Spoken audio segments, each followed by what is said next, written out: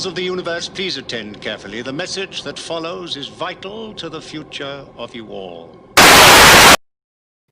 Well, the first message would have to be, I didn't realize how much I appreciated Anthony Ainley. The master. I'm telling you, I watched that clip. I just listened to Masterful, the main disc. I'm in the main story. I'm in the 3-disc book on tape, Terror of the Master, I think it's called. It's pretty darn good so far. It's read by John Coleshaw. John Coleshaw's doing a lot of his third Doctor voice. How's it compared to Tim Treloar? I think I prefer Tim Treloar. Maybe I'm just more used to him. It sounds more like a impersonation than a portrayal, whereas his Brigadier sounds more like a portrayal, like an acting job. Okay, we're gonna have a guest on pretty early. We have a lot of guests coming on today. We're gonna have a guest on pretty early. I'm not sure how to pronounce her name or his name. I don't know. You just see this teeny tiny little thumbnail of the person, so I don't know who you are. Was it Amalalis? It sounds like it's got to be some play on the word bliss. Okay, she's he, she. Again. They. I don't want to misgender you. Whatever. And I'm really I'm not like pissing around. I'm telling you the truth. Has diametrically opposed views from me, and I always love speaking with people with diametrically opposed views. And it can always be a fight, but it's just more interesting if you listen to each other, isn't it? I mean, I don't understand her point of view. Now, English isn't her first language. We're going to take it slow. Bring on in him. Again, I can't. If you're a he, I apologize. Whatever. It's the we'll take it slow. How we got into contact was this. There seems to we seem to disagree on gender issues, I think. And a good example, a good point we can go to is that they feel that Captain Kirk being bisexual was something that we organic to the character, as I can tell it, right? I think there's more issues going on, but let's get in the conversation, right? So we're only 3 minutes in. So Amelis, let me add you to the stream. Hi. Hello. Sorry, I have a shy voice. So I'm a dude. I'm 20. I'm a huge Star Trek fan and a cinema student. Okay. And basically, it's kind of interesting because, so I saw your video, like I totally fell on it randomly. It was in my YouTube suggestions because I watch a lot of Star Trek stuff. Okay. I know YouTube has been really good to me. The last couple of days, I've been getting subscribers everywhere. I don't know why. It's right in the algorithm. First time it's ever happened for me. Really exciting. Oh, hey, sorry, carry on. And I saw the thumbnail and I was like, I'm not gonna agree, but I really want to watch this because it's gonna. What was that? So I'm sorry. What was the thumbnail? But basically, it like the title of the video was about. I don't exactly remember because I have ADHD, so I remember. That's okay. Just roughly. But basically, yeah, I saw something like, yeah, Captain Kirk is going to be bisexual, and there was like a picture of like the OG Kirk and the thumbnail, like with a really shocked expression. It'll make you laugh for sure. I'm glad I made you laugh. Okay, that's good. Like because I knew, like, when you disagree so much to a point, it just starts being funny. Like, I'm not mad about this at all because I don't care that much. But I was like, right, really interesting. Well, I'm fascinated. But tell me your point of view. I say, okay, I'll tell you mine, and you can tell. I'll show you mine. Like for me, it seems that his sexuality is a pretty, like I think for most human beings, his sexuality is a pretty core part of his character, and it seems to be very, very heterosexual. Like it seems to be. I mean, he seems to be really, really into girls, not into boys at all. He can be friends with boys. He can be close buddies with boys. I just don't think there's any romantic, and there's been any indication of there being any romantic attraction to the same sex. Okay. And so much so I feel the opposite. But go ahead, you go. For me, what you're saying is about projecting, really, like, because we both are clearly. I'm not saying I'm not projecting and you are. I'm projecting and you're not. I'm saying it's clearly you see him as very straight, and you're like, I have no fucking clue, and you don't see it at all. He's the straightest guy I can think of.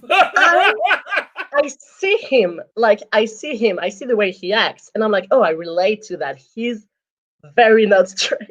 He's like, he likes girl, obviously, but like, I think he's very like bisexual, and I see it. I can see it with Daniel Craig, James Bond. Okay, I feel like okay. You saw what was it? What's his best one? Not Casino Royale. Casino Royale. What's the third one? Skyfall. Right. You've seen Skyfall, right?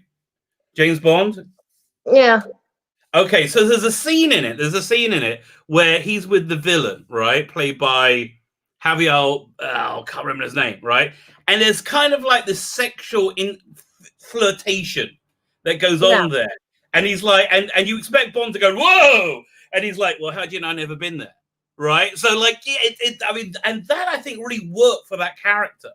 But I just feel so. The thing is, like in the OG series, like the creator of Star Trek did say that if it was something that was acceptable in the 21st century, because when he created Star Trek, it was like literally illegal to be gay or to do gay things and have gay characters. Yeah, I think around that area. Yeah, 63. It was illegal, so he couldn't be anyway. So of course he was going to act very straight because they weren't allowed to do it any other way, whether they wanted it or not. Listen. You knew. And I'm not saying they wanted it. I'm saying whether or not they wanted it, he was going to act straight anyways, and that was like required. I'm not saying he wait, can I stop you there? Why do you think that is? Why do you think he needed to act straight? Why do you think that was the creative choice that Shatner and Roddenberry had made? Why do you think they did that? It's honestly hard to tell because there were a lot of writers, and I know some writers of Star Trek seem to like want a romantic relationship between Kirk and Spock. And in a lot of the like novelizations, never. Some of them. Literally. Can I ask you as a side thing? Yeah. If there was, and I don't think it's impossible at all. If it happened though, Kirk and Spock, right? They get hit by a gay ray, okay? Like the Klingons invented it, and they're hit by a gay ray. Who's the top? Who's the bottom? Okay. Okay. So honestly, I'm going to say that. Kirk is the top. Just the way it is, mate. Okay, honestly, I'm going to say it that way because it's true. I don't fucking care, but also a lot of people of us. And honestly, like, I feel like I'm not saying I have more knowledge than you in life in general, but in terms of gay dynamics, I think I do. I have a boyfriend. I have a gay dude with a boyfriend, so I'm pretty sure. Yeah. Okay. Here's the gayest moment of I'm going to tell you what the gayest moment of my life was, right? Okay, this is how you can know how not gay my life is. I was watching a documentary about escorts and prostitutes, right? And they asked them, what was the thing you do for your clients that they like the most, right? And they all said the same thing, and it freaked me out, which was basically to do something with their butt, right? With their that's normal. That's because there's an organ within the male body. So whatever. So I thought about. So here's the gayest moment of my life. I thought about it for a minute. So would I? And then I said no. But that moment that's the gayest I've ever got. Because it's. In my opinion, if it's a girl doing it, it's not gay, but also like I'm kind of not the best on not gay stuff. It seems like you little, but on the gay stuff, I defer to your great knowledge. Yeah, 100%. I clearly. No, like to each his own, you know. But yeah, it's something. I think the bottom of this is I know it's a part of personality. And I really think it is because, like, clearly it's a part of my personality to be gay. It's a part of your personality to be straight. So it would be very critical for me to say, oh, it's not a part of personality at all, because clearly I think it is. But I think my point is it's not that big. Like, if I were to name personality traits for characters, like, I wouldn't go with their sexuality. Like, if you were to describe, like, how is that character, I would say, he's kind, he's a nerd, he likes chess, he's very brave, he's charming. I wouldn't say gay in the list of personality traits. No, but I would say he's super traits, hetero. I would say he's like super hetero. That's the thing. He's so hetero. I don't think so, but the thing is, and some OG Star Trek, like the first gay fan fiction anime started in 1968. Yeah, I've seen when it. It was still very legal, so clearly some people see it. So well, listen. Star Trek is the only genre that developed its own S&M code, with the Klingons, which is essentially what it is. It's people who like dressing up in leather and like slapping each other. That's what it is. You know, it's 100%. I'm not saying. For me, this isn't about being right. I'm not saying like I'm right or you're wrong or the reverse, because it's really interpretation.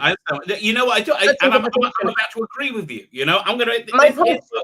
Here's where I agree with you. My point is, does it matter? Well, you know what? I'm gonna say I think it does matter, and I think I'm wrong, and I think you're right, and I'm gonna tell you why I think I'm wrong and you're right. Right? My saying that he's hetero, which is my very strong belief. Here is my. But I think I'm saying it somewhat dogmatically, right? I'm being dogmatic about it, and I think by doing that, it's robbing you of the ability to imagine him being bi, and that's me taking something away from you for no real reason, right? You want to see him be bi. I see him. I don't need to stamp my feet about it, right? And I do feel that I'm taking something away from you by doing that. So I'm sorry, and I think I'm glad you came on. I'm sorry, and I think you're right. That's very sweet. But like seriously, again, I really don't mind people seeing a character differently as I do, because that's a very natural thing. Yeah, but I do hear the listen. Look, you just have to be like, we just have to be really rational about like interpretation. You got to understand. I'm a bit of a dick. Okay, I'm a bit of a dick. I'm not going to say you're a dickhead because I'm a nice person. I don't want to fuck around. I just like tasting. I'm a bit of a dick, and I am. I'm very dogmatic about my opinions. But yeah, listen, I'm sorry that I felt I took something away from you, and I'm going to try and be more aware of that in future. I'll probably fail, okay? I'll probably fail, but I will try and be. It's already nice to try, honestly. It's nice to try being more aware of people, and I mean, myself, I'm still on the journey for that. Sometimes I'm really like, no, shut up, you're wrong, and then I just catch myself like, hey, chill out, like. Okay. Can I give you some advice, right? Mm-hmm. This is like really useful in life. Get yourself a tripod of objectivity.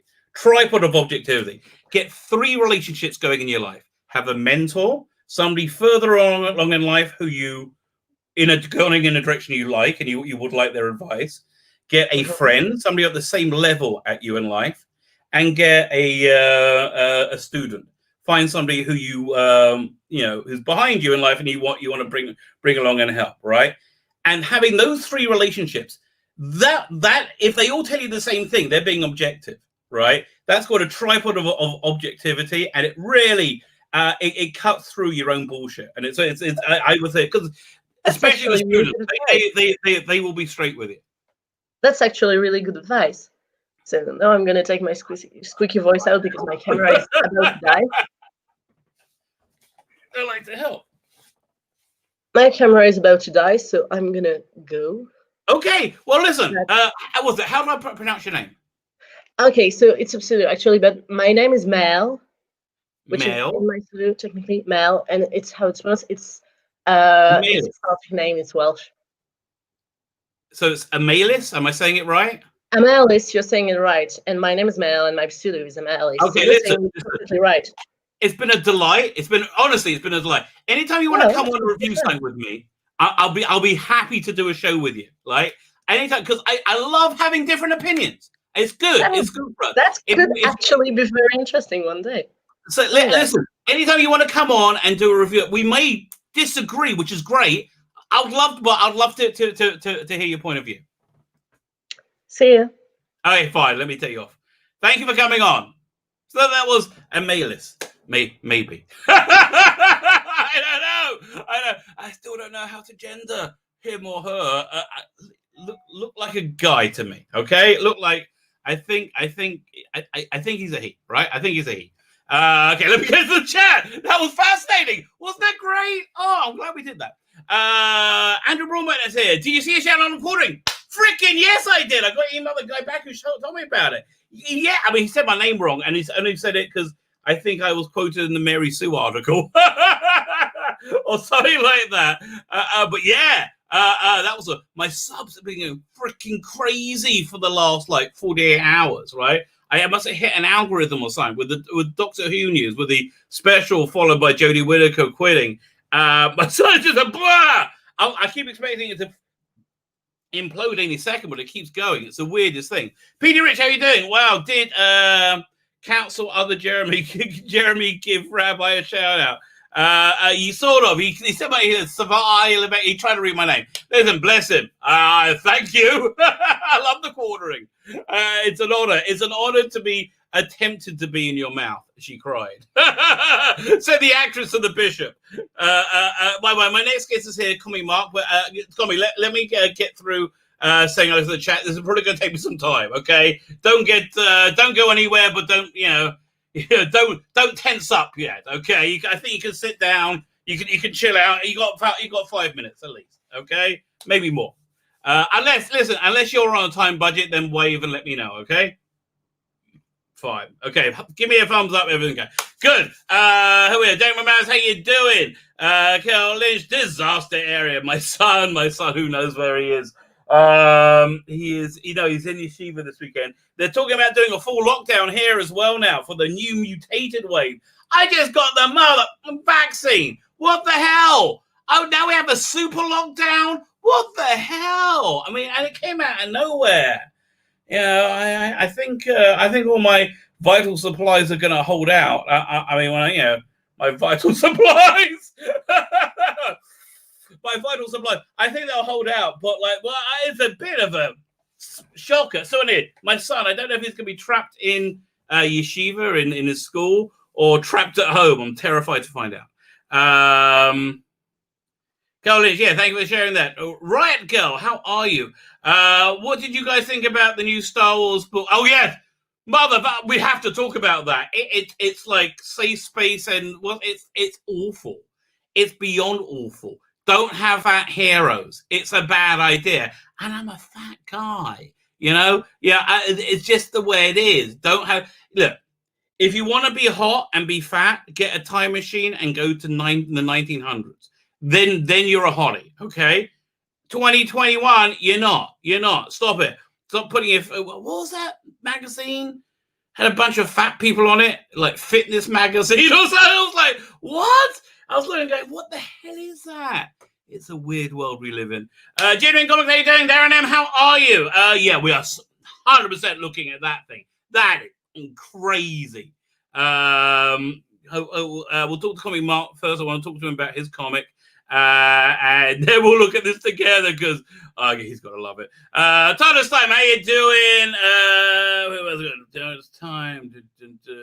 Since when was Kirk by? Well, yeah, listen, look, I look, it was clear to me. It was important that person could freely imprint for themselves Kirk being by, right? So why not? Why shouldn't I have that freedom? I mean, I disagree, but maybe I can just not be as dogmatic about it. I don't know. But when I hear you think you're making a by Kirk, I'm going to go, motherfucker, it's like you stab at my tongue, I'm going to say something. I have my choices of hot beverage. I think I'm enjoying this one a bit more. My mint tea without sweetener. I haven't had sweetener for about 4 or 5 days because I was having way too much. I was farting up a storm. I had like a wind tunnel attached to my arsehole. It was not good. We had it. So by Kirk, yeah. So let me go. Don't remember. See if I see anybody here. Artsy fartsy movie review. How are you? How does that matter? How does what matter? Oh, I'm sorry. I didn't read it at the time. Artsy fartsy movie review. Well, I guess we're talking about him being gay. Yeah, but who said that up here? 1 second. Derek Madden said, see, this is why I like you, Derek. I believe Bod had the benefit of English boarding school education. Exactly. You had an idea what was going on there. Nathan Norman, how you doing? Artsy fartsy movie review. How's it matter if he's gay? It's like, listen. When they say he's not going, they're going to make a by Kirk, then that matters to me. right? When you're going to present, if you want to keep him as he's been portrayed, with the possibility he has gay encounters, he has bi encounters, I'm fine with it. Just don't explicitly show it, and we're cool, right? It sounded like they're going to explicitly show it. So that's where we run into trouble, right? I won't mention it if you were, okay? I think that's fair. Was it worth with SJWs and incest? Look at some of fandom, right? Yeah, listen, I don't want to know. Did everybody forget that a muck time? Muck time? With who? Who was it in a muck time? Had a gay thing going on? Yeah, is that someone the Suli with his shirt off? Oh, sorry, now I've got to Google it. Okay, we're Googling it. Star Trek mock. Right, look at that, came right up. Whew. Fine. Oh, right, Pon Far. That was all. Yeah, lovely episode. But what? It didn't seem that gay to me. That I mean, like it seemed like they liked each other. I would feel bad. Look, I have a very good friend, right? If I killed him in the midst of Pon Far, I would feel rather bad about it. And if I found out he was alive, I would be elated. And I've never fucked him. It's never happened. I've never sucked his dick. He's never sucked mine. That's possible to be that happy, right? If that's what you're talking about, it's just, yeah. No, that's not proof anything. That's a bad argument. Artsy Foxy movie review. Kevin W. Kirk. Yeah, sorry, but Kirk is a bike. Yeah, listen, I strongly agree. Starfires, dude. What the fuck are you talking about? Stay on topic. Oh, no, dude, there is no staying on target. Are you new to the channel? The captain blew up his ship for Spock. Yeah, but that's again. That doesn't mean he likes sucking his dick. There is a big difference. I'm sorry, but there is such a... And I will blow up my ship for somebody. I'm not sucking your dick. It's not happening. I'm not letting you suck mine. No, you're not putting a finger up my ass. None of these things are happening.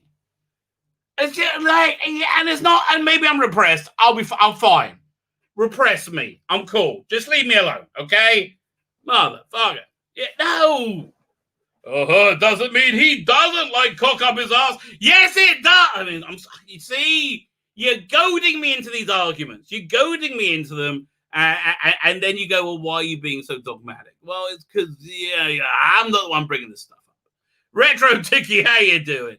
Leland Gaunt, how are you? I didn't pay with the Sulu. Is here. Ollie Perry. I think I'm catching up. Okay. Cut blowing up the Enterprise is selling your car. I think your best friend money. He's right. He's right. Can't argue with you. Nathan Norman nails it. I think people struggle to understand that there can be close emotional friendship within two men without saying, yeah, so I think. Chris Larkin, how's it from Australia?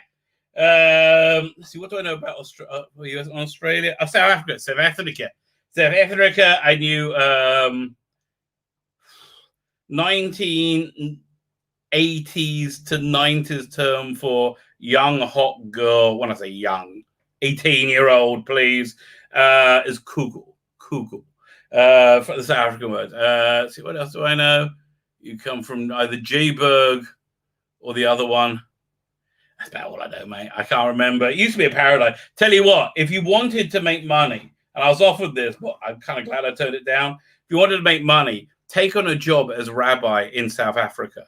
They pay you a freaking fortune, and they give you like your own private estate with slaves. It's like, okay, and everyone's freaking cool with this, and I'm like, yeah, that's it. If you like money, that's what I would recommend. Fine. Call me Mark. Are you ready? I'm trying to warm him up. I can feel his loathing at the body politic seething underneath him.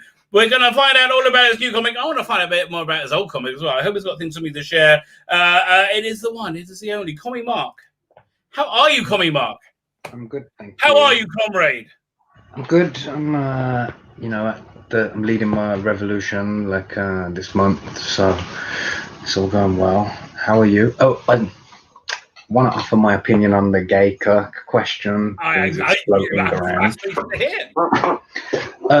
So I think it's funny that we're talking about a story where, so I can imagine Captain Kirk having sex with an 8-legged alien made out of jelly in it, and we're still like, yeah, but does he have sex with human men?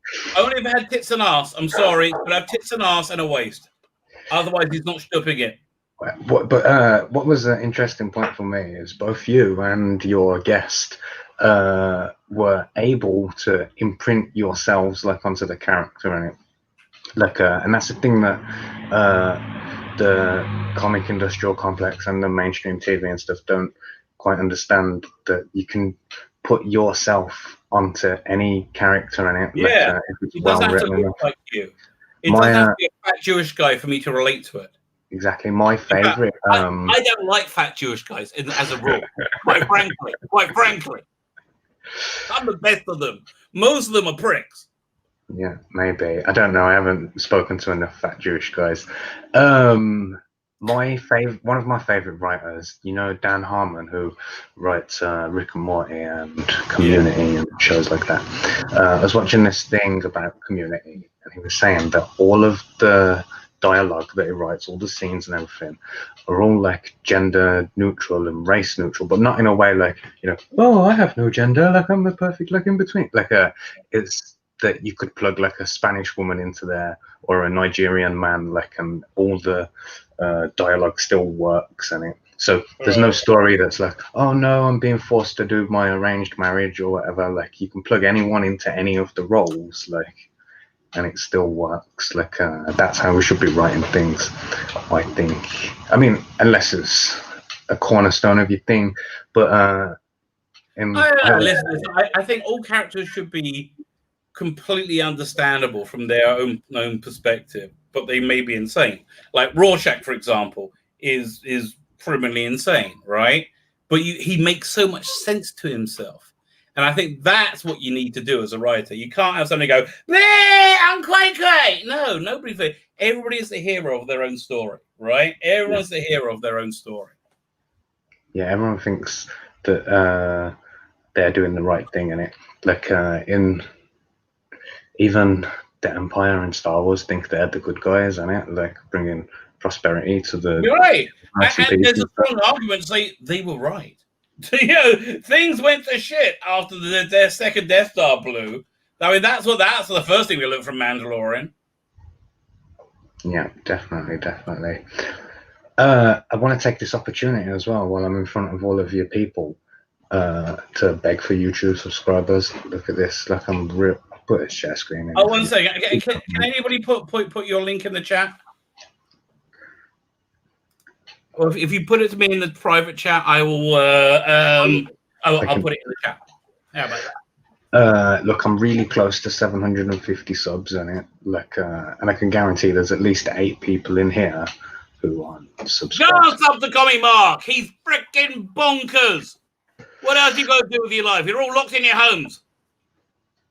Yeah, that's true. And I'm doing lots of content at the moment because I'm on tour promoting my book or whatever. So.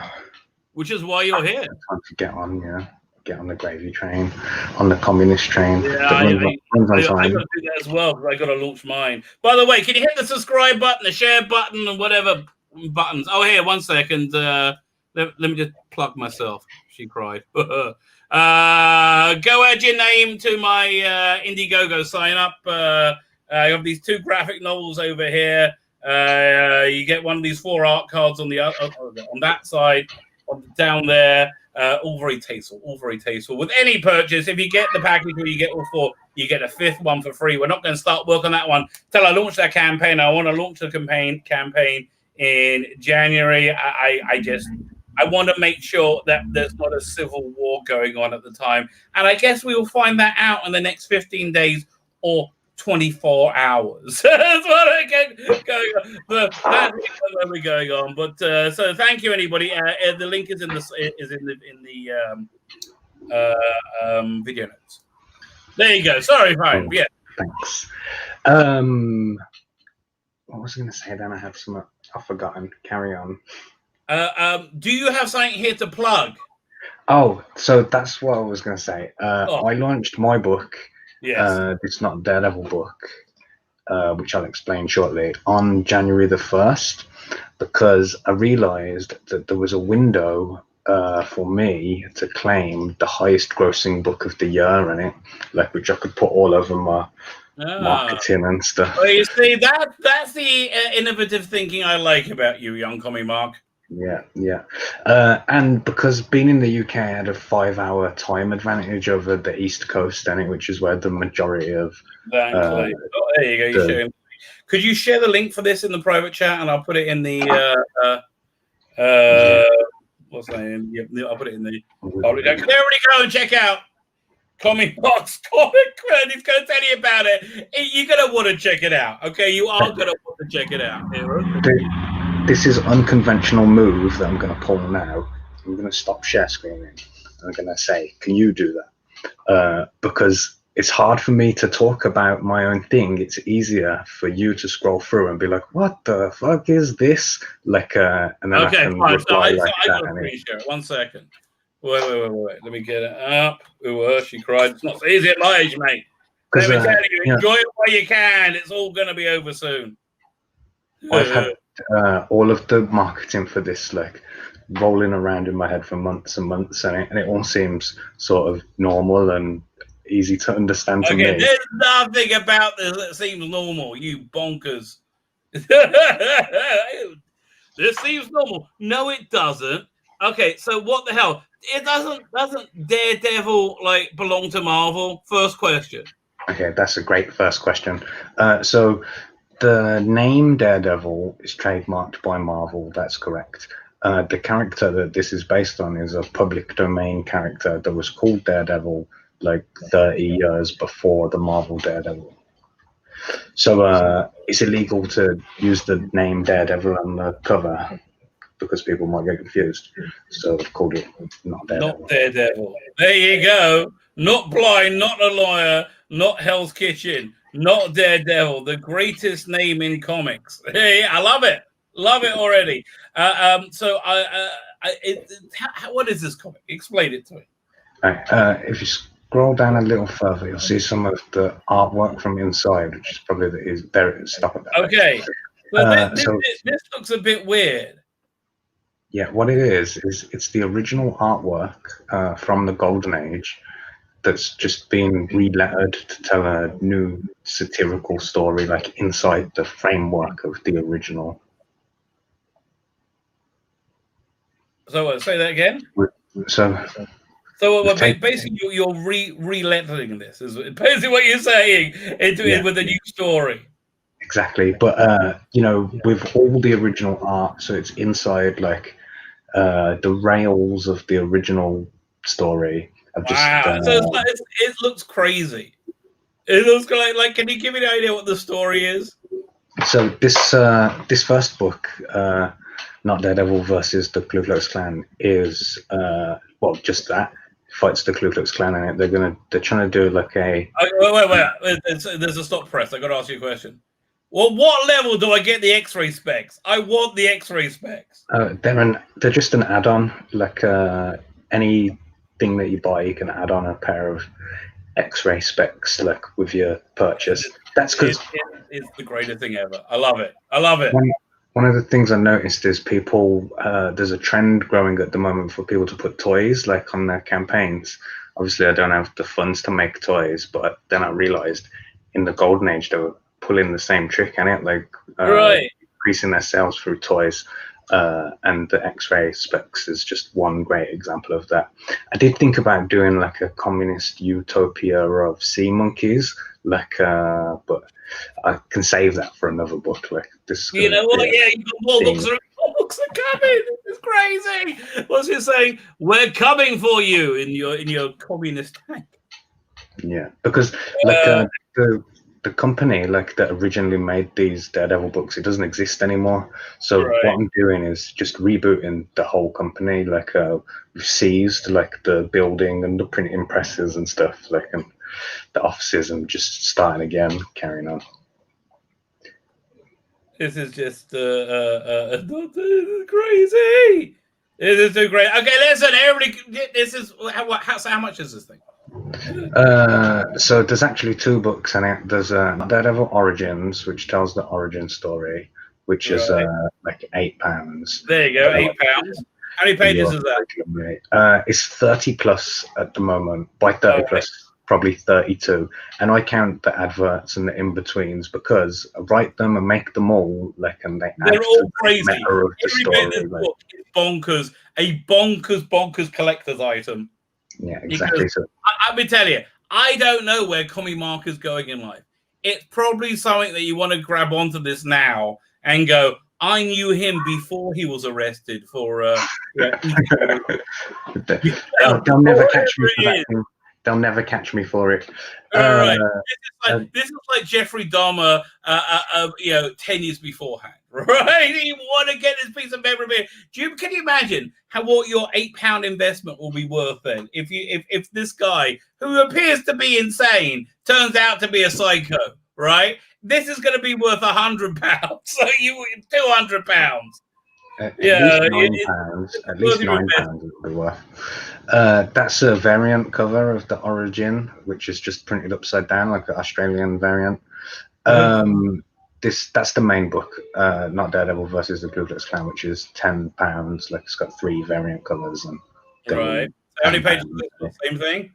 That's the same, 30 plus. But the campaign has like stretch goals that if it gets to $5,000, which is what Kim Il-sung and Best Korea got to in my previous book, then I'm gonna add like backup stories to each one of the books featuring different characters from this same universe. And that tier there, someone can be photoshopped into the book like as a meme, because a drawn in tier is a thing that people do on their campaign. So I can't do that because obviously I don't have the, it's right.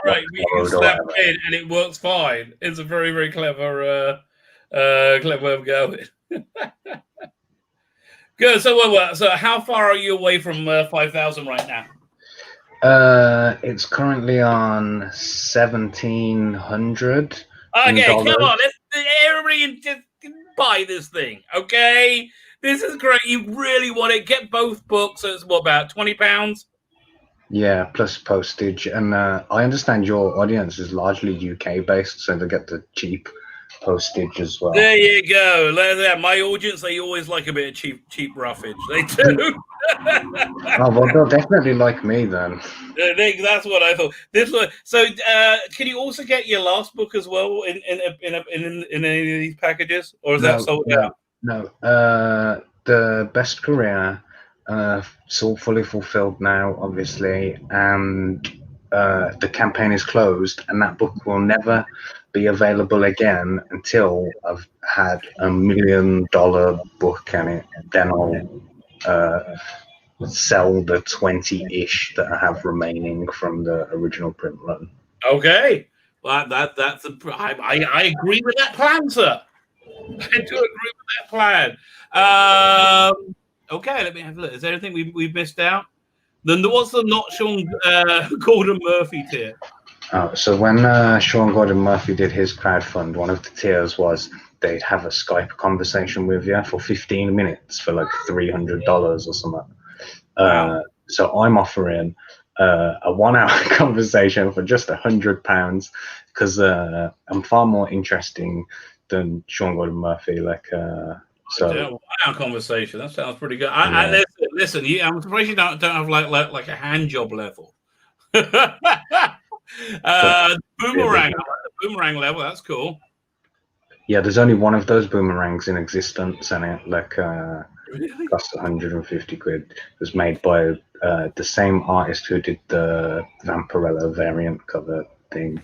What's the not Mags Visaggio tier? Oh, if you click on it, it's got a nice little description, like that you can eloquently read. The right to adapt Not Daredevil into failed TV show on B-list network, which gets cancelled after 10 I tell you, that's a cheat. That's a good bargain. Yeah, they should do that. Okay, let's do the Red Rooster tier. Purchase the Walmart distribution rights and guarantee to receive your copies of Not Daredevil before any of the actual backers. There you go. Yeah, take that. We like all these levels. So there you go. Do you want to stay around and talk about the next story? I do. I just need to plug my laptop in, so I'll be back in 1 sec. I thought you were going to when you say plug, you're saying to plug. Yeah, now I'm good for a little bit. All right, fine. Here, let me just pull it up. We'll do a bit of bounding into comics action. We got to talk about the new Star Wars stuff. It's so freaking embarrassing. Oh, Charles Saul, I liked your work. Why do you have to be such a pussy? Yeah.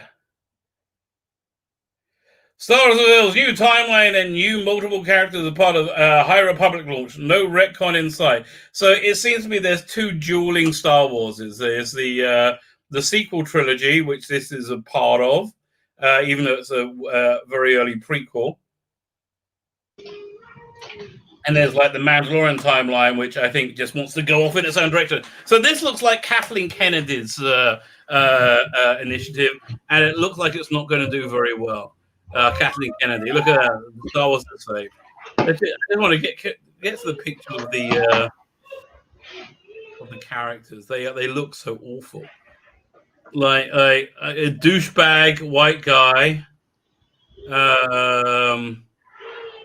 somebody ethnic, somebody fat and ethnic. Like, really, that shouldn't be a positive character. Okay, what the hell? Ram Jamaram has been having too much bread and jam. But is that surname an anagram of the word marjoram? Like the you know what? I neither know nor care. Look at this shit. Let's make something that we tried lots of times before that doesn't sell. Okay. If you're one of these girls, you don't want one of these comics. God's sake. God, if you're one of these girls, you want to get laid, is what you want. You want a hand job. You don't hand job. You want a boyfriend. But like you could argue that being a girl with this sort of shape and tones or whatever, and you're trying to get laid, this is perfect cosplaying for you. Like, it's real easy, and that's going to increase the chances of getting a boyfriend, a nice boyfriend as well, a nerd one, not one who's going to like beat you or something. Yeah, a nerd one might beat you. Is there any more pictures in here? Yeah, so this thing is launching across like, oh god, just stop being here. So this thing is launching across books. I look at this. She's the best of the best. That's Ava Chris. God, she's so boring. So it's launching in comics. Comic I'm not going to be interested in. Comics and books. It's like this.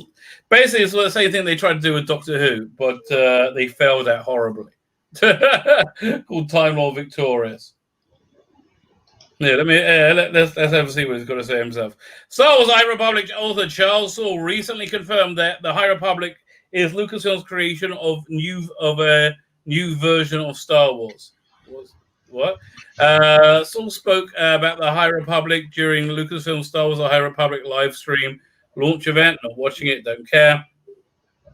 At the beginning of the discussion, Saul is asked by Lucasfilm Christine Baver. Okay, Christine Baver, what his reaction was to the first pitch of the High Republic. His initial response was, I ran into my Blu-ray player, whatever you want to say. The first place when building a new era of Star Wars is the stuff that already exists. So I started by watching all the old movies again. I'm really focusing on what I thought was impressive about Star Wars and what was meaningful, blah, blah, blah, blah, blah. So also the job was to make something authentic and blah, blah, blah, blah, blah. God. Well, he initially pitched with creating his own Star Wars. I'm just bored. I don't care. I mean, like, really, like, look at this crap. I don't care. Fine. I think so that's what I think about the new Star Wars thing. Whoever asked me, right? Go. It looks bad. It looks shit. Anyway, let me do the next thing on the agenda. First, let me go through the chat. Say hello to everybody. Who do I miss? Leland Gaunt. We said hello to you already. Everybody I miss. Gerald Lang. How are you? PD Rich. How you doing? Heather Silver Alchemist. How are you? Trying to. Actually, somebody wrote me something I was supposed to put on. Let me see if I can find it. One sec. Kevin W. Clark said the problem is that people want to force diversity, even if it means breaking classic character. Yeah, exactly. Just make a different character. It's like Captain Jack. Okay, he works. He's omnisexual. I'm okay with Sulu being gay, even though they didn't really play him as that. I think they played him as gay as they could in that original series, and he did seem a little bit gay. He did. I mean, like now in hindsight, that just seemed like organic to me. Looking forward to Masterful Thoughts. Oh, we should talk about that. I ordered the limited set, which includes, that's the one I got as well. Let's go and look at that right now. I'm going to look at it. Did I download it yet? Go over here. So, call me Mark. Do you like Doctor Who? No, I hate it. Okay. I almost got excited. I really love the thick of it.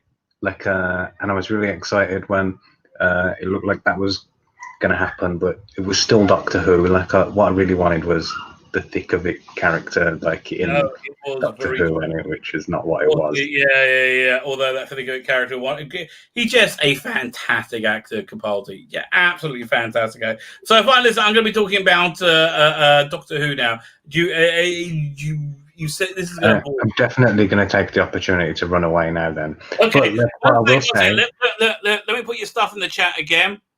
Oh yeah, please go and subscribe to me and like this video that you're watching right now if you haven't already.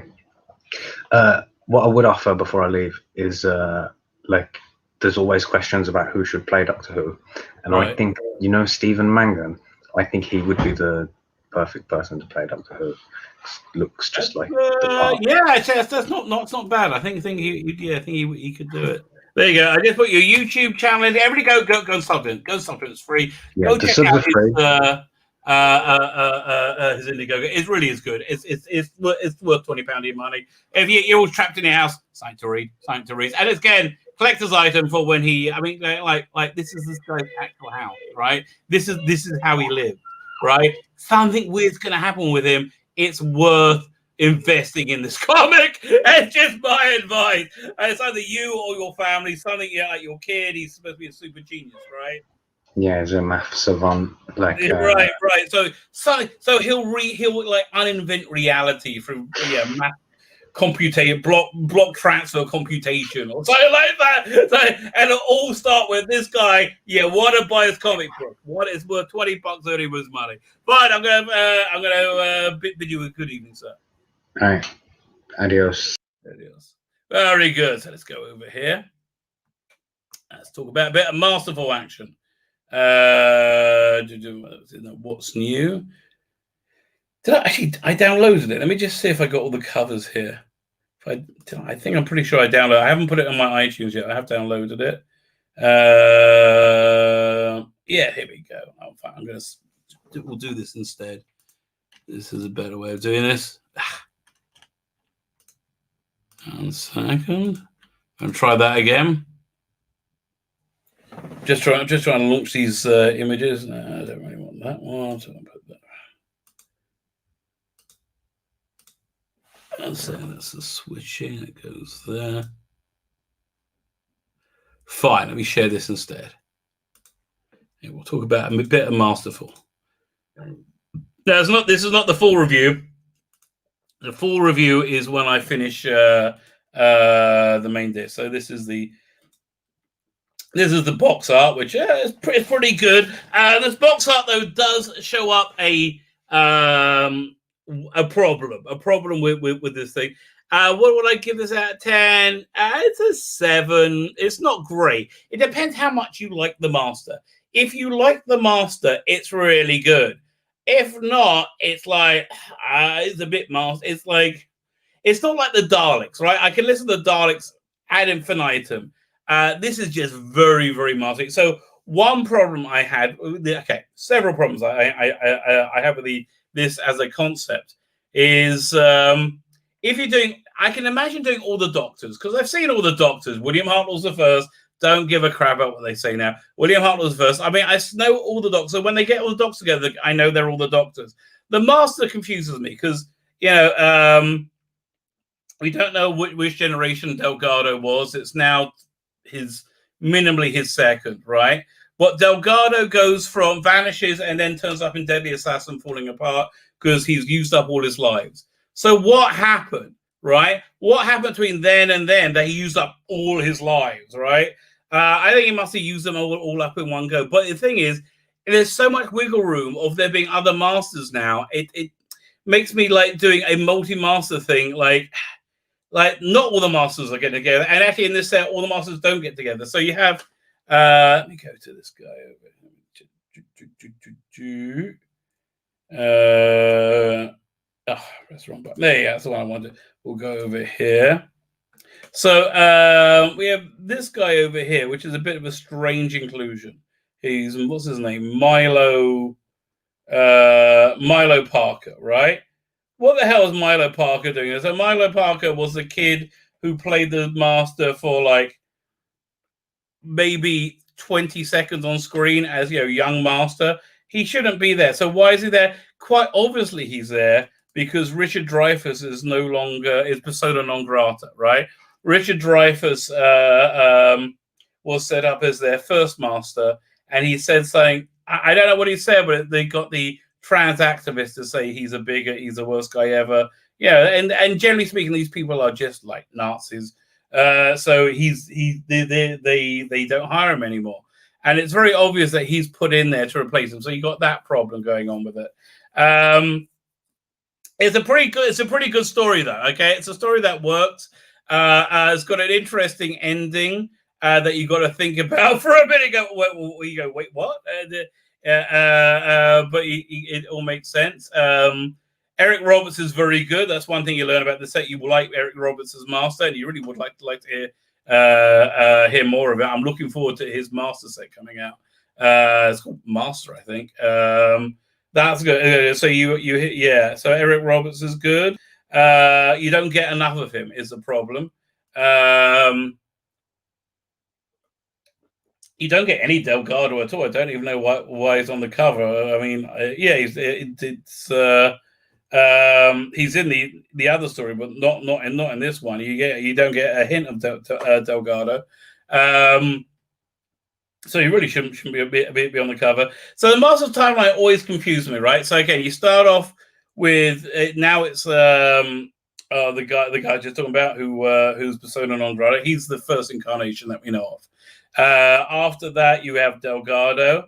Then Delgado desiccates, and it's supposed to be. I get the feeling that Delgado and what's his name, Jeffrey Beavers, is supposed to be the same person, right? Not Delgado, yeah. This guy and the guy from Deadly Assassin. Yeah, I get the feeling they're supposed to be the same guy. So in the Big Finish continuity, first, so this guy ends up turning into Anthony Ainley, and then in the Big Finish continuity, he turns back into this guy.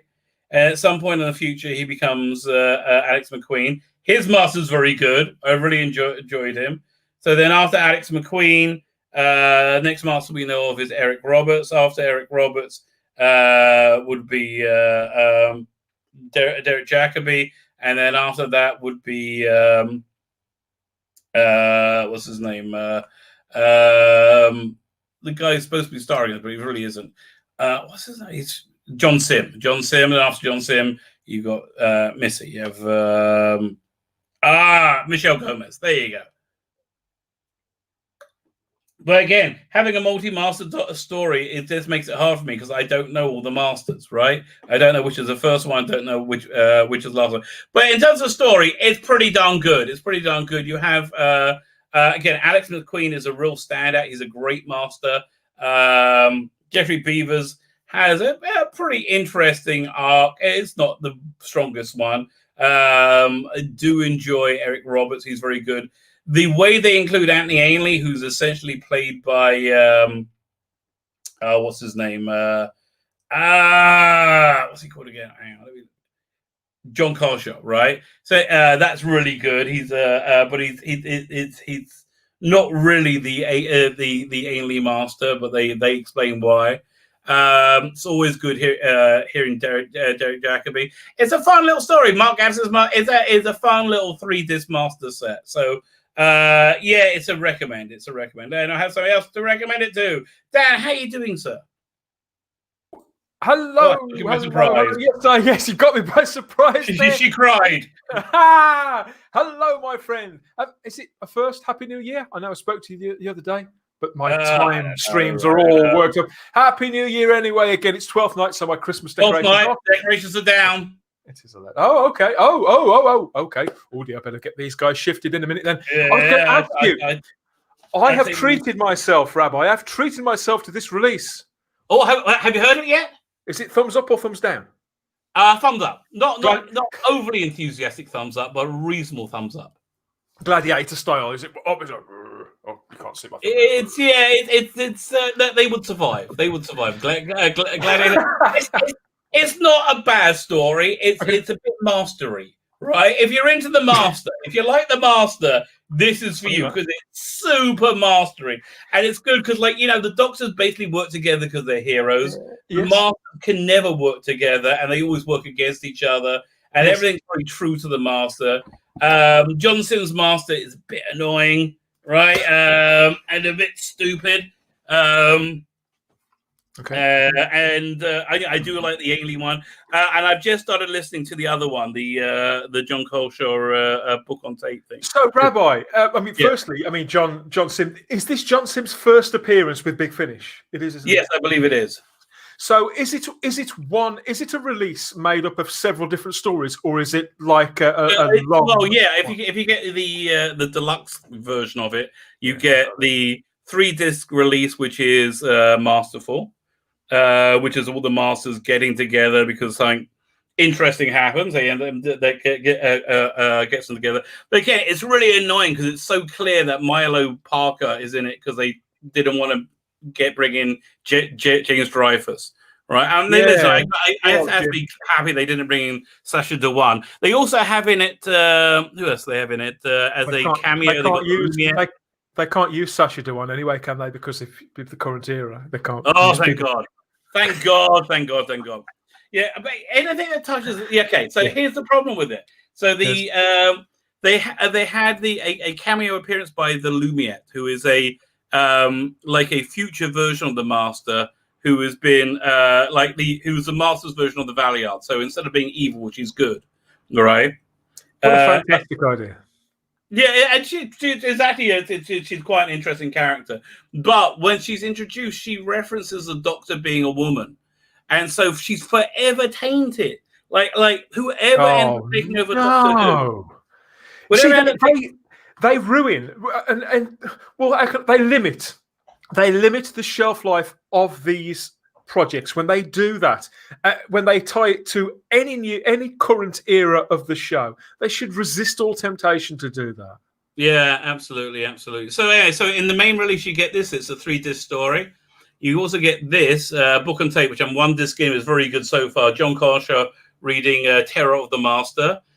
You get this short trip. By Simon Gurrier. Great stuff. I like him. It's okay, and you get this short trip, which actually is a bit better. I think I've heard that. And then you get also the behind the scenes stuff. Oh, good stuff. Yeah, I'm very enthused about this. I'm very curious. Yeah, it's a good release. Listen. It's for what they're charging for it. It's a very good release. What they show. Like the limited edition is $40. It's totally worth it. It's so worth it. I feel sorry for James Dreyfus. I can say, I mean, I've never actually read exactly what he said, but I can't believe that it was particularly I can't believe it. I just don't care. It's the same thing. Yeah, you know what it's going to be. Just want to say thank you to everybody who's saying hello and Happy New Year to me in the chat. Nice to see you all too. Did you just drop a new video?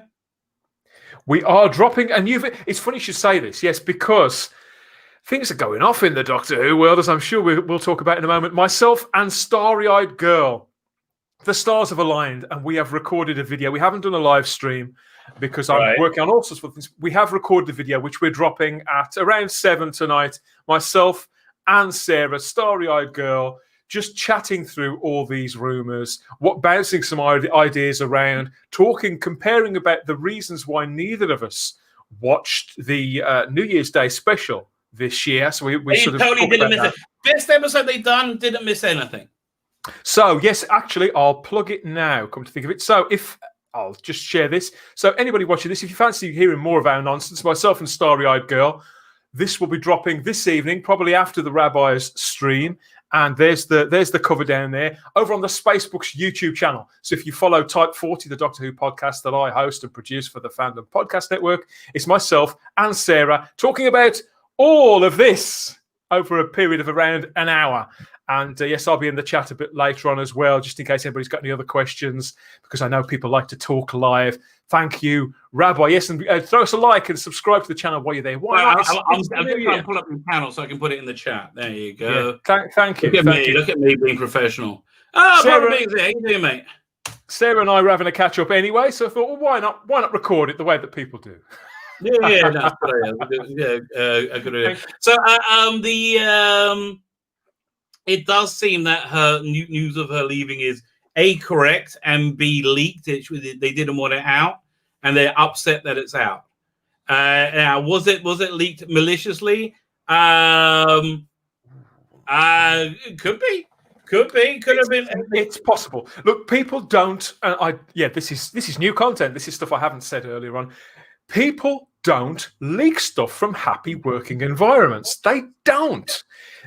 Everything, all the stories, but I say all the stories, the very few stories that I do hear back from contacts of contacts is that this is not a happy working environment. People on Doctor Who at the moment aren't happy for various reasons. Well, listen, we're about the same age, right? Every office that you've ever worked at, I can guarantee, follows the personality of the person in charge of the office. If it's somebody happy, it's a happy office. It just is so clear that Chris Chibnall hates this job. And you read his production notes, he hates his job. He hates his life. Yeah, he does. There's no pretense about it. The man, it's almost like he expects us to feel sorry for him that he's doing his dream job. But I think that culture is bound to trickle down. Failing so badly at it. And people see, because we know that there is a huge percentage of people working on Doctor Who are fans of Doctor Who. And now, not just fans of the same age as us, Rabbi, they're not just our peers, but they could be peers of people who are in their early to mid-20s who came to it with a new show. And they know a shit show when they see one. Yeah, and they know when... Everyone knows, apart from the BBC. Like every they must know.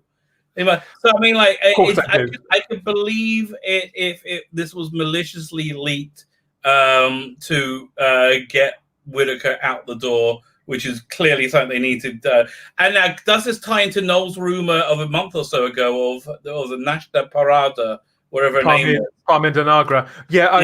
It could be, but I think that the thing with this and the timing of it. I mean, firstly, when these things get leaked, okay, I can't believe that. However, this was leaked, perhaps over a phone call. I think it's most likely to be over a phone call or by a Skype call or whatever. I can't believe that this was the only thing that was talked about, but this was probably the thing that was grabbed out. That's a really big thing, you know. It's such a big thing that more people are going to be interested in. It was more likely to be about a general complaint. Oh, there's this. Oh, there's that. Oh, but at least she's going. Whoa, what? And that's the bit that you pick up and you run with, or you pass that ball and let everybody else play with it and kick it around. Because look at the evidence is all around us, Rabbi.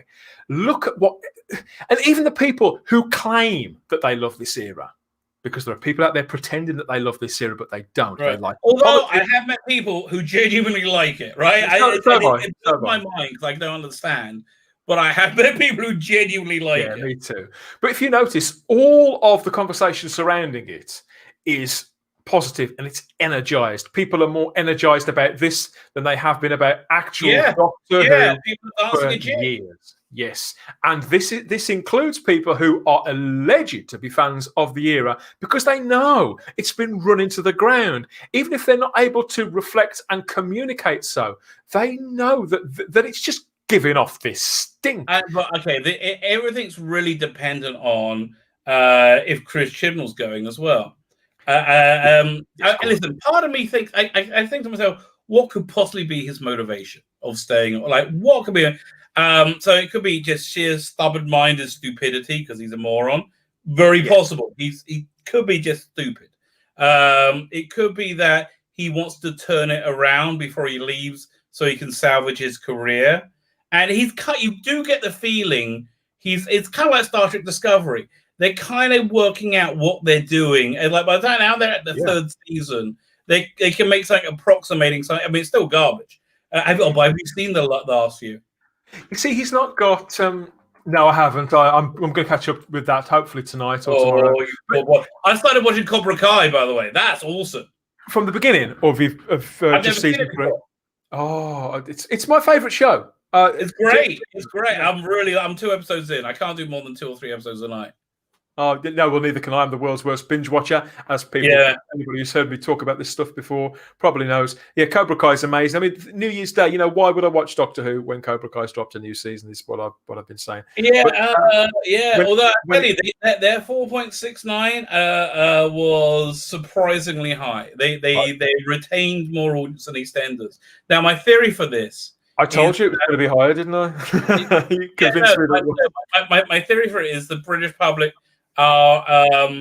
they see EastEnders regularly and they know it's awful, right? They know it's. I mean, I'm sure it's the same agenda-driven nonsense that Doctor Who is. I'm sure every guy grows up to be gay, like everything. You would think that everybody was either gay or bisexual. I mean, I haven't watched EastEnders for a long time. EastEnders is a shadow of its former self. Right. It's just a standard day. Oh my gosh, that's a third of it. So so people have been trained that EastEnders is bad. They were getting well trained that Doctor Who was bad, and they are recently trained. But it's still been a long time since it's been on, and people forgot how awful it was. That didn't hurt it. When it has 8 subsequent episodes, it's going to last 3 weeks. No, it'll be exactly the same scenario. People, because watching something on a public holiday in isolation like that, when you're on frigging lockdown, under those circumstances, the telly, it's just been left on a lot of the time. It's still, and people have played this down, it's still one of the biggest TV watching days of the year. Yes, it's not Christmas Day, but it is still a big day. And the fact the figure is still lower than Spyfall Part 1, that is important. And the fact that a news bulletin got more viewing figures. I mean, looking across at EastEnders, I'm not one for comparing different shows because it's got a completely different demographic. It's got a totally different MO. They deliver it completely differently. It couldn't be more different. But with EastEnders, I think what's important to realise when we do look at it is the reason why EastEnders has lost around a third of its audience in 6 months. More than that. It's because I was trying to be conservative there. I think it is approaching half. It was 5.5 million, something like that. The reason why it should be 9 million. They should have 9 million on the Christmas Day. Easily, yeah. But the reason why it's lost a lot of its audience over the months, not just over the holiday period, is because soaps and watching soaps is an ingrained habit that people just get into. You break that habit, and the Australian soaps find that out. The comic book industry, right? People just didn't come back. They know and what it is, they will have gone. They will have had months off with no EastEnders on, and then they'll have said, "Oh, EastEnders is back tonight," and they'll put it on, and they'll think, "God, this is crap." And the habit has been broken. What happened with me? And also it had the weird social distancing. Everyone's like sitting a mile apart in the Queen Vic, and it's just weird. And it was like, yeah, I haven't seen it because obviously I haven't got a TV license anymore. I did catch one scene of it when I went to check on my mother's quite elderly. She's still got a TV license, so obviously I do. I'm one of her bubble support people, so I saw her over Christmas and New Year. I say she was watching the soaps when Doctor Who was on. So why would I try and persuade her to let us watch Doctor Who when she enjoys the soaps? So I'm not going to say you can't watch a program that you enjoy because I would like to watch a show that I frigging hate. Yeah, yes. So but yeah, every time I see a snippet of it, it's all gone massively downhill with Doctor Who. People still, and I'm sorry for saying things that I've said before, but the British public want to watch Doctor Who. They want this show to be good. They want this show to win them over. Being good. They want to be reminded of why they liked it. This episode had good enough production values that it felt like you're watching an episode of Doctor Who if you didn't know what Doctor Who was. If you're a normie, right? Yeah. You would have, it didn't. It looked right a lot. Like she wasn't in it a lot. That also helped. John Barrowman, he's tons of charisma. She has none. Her and Mandy Gill have zero charisma, other than they want a scissor. They're zero charisma. Oh, they're starting to steer into that now. You see, Yaz is totally in love with the Doctor, right? Yaz is totally in love with Doctor. Everything I'm hearing just confirms my worst fears. I'm going to have to watch this the next couple of weeks because I'm making a podcast about it. But